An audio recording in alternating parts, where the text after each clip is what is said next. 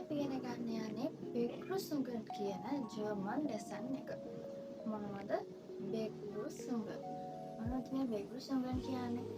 බෙග්රුසුන්ගන් කියන්නේ ඉංග්‍රීසි වලින් කිව්වොත් greetings වල. හරිද?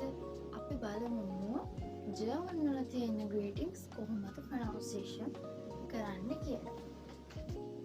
මෙතන තියෙන ජර්මන් pronunciation, මෙතන තියෙන English pronunciation.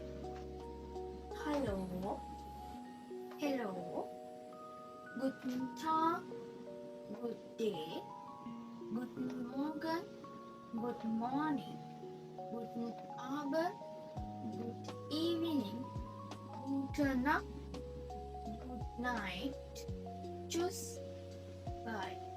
අපි ඇයි මේ වචනේ නක් විදියට pronunciation කරේ?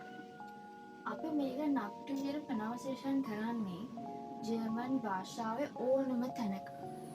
මෙන්න මේ CH කියන අකුරු දෙකට කලින් A හරි AU හරි නම් ඉදිරිය තියෙන්නේ. අපි මේක pronunciation කරන්නේ up විදියට. හරිද?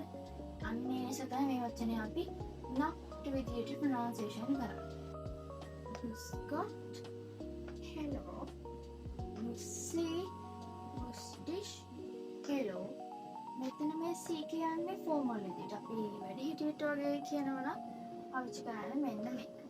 මේක ඉන්ෆෝමල්. ඒ කියන්නේ යාළුවෙක් වගේ කියනවා නම් මේ Auf Wiedersehen, see you again. මෙතන සේහන් නෙමෙයි මේක කියන්නේ Auf Wiedersehen. එච්චර සල්ලකට. Auf Wiederhören. එතන hören නෙමෙයි her. එතන බලන්නකො මෙතන ඉදිරිය තියෙනවා අපි කලින් පාඩමේ ඉගෙන ගත්ත umlaut o. මේ මෙතනක් තියෙනවා a o u. මේක බලන්නකො මේ කියන්නේ කලින් පාඩමේ ඉගෙන ගත්ත මේ umlaut දෙන පස්සේ කොහොමද pronunciation වෙන්නේ කියලා. මේ තියෙන්නේ කලින් පාඩමේ ඉගෙන ගත්ත අකුර. මොකද ඒ අකුරේ නම S. හරිද? Bis bald. See you soon. Bis später. See you later. ස්පාට නෙමෙයි ස්පේට්. අද අපි ඉගෙන ගත්තේ ජර්මන් භාෂාවේ තියෙන බෙග්රුසුන්ගන් කියන ලෙසන් එක.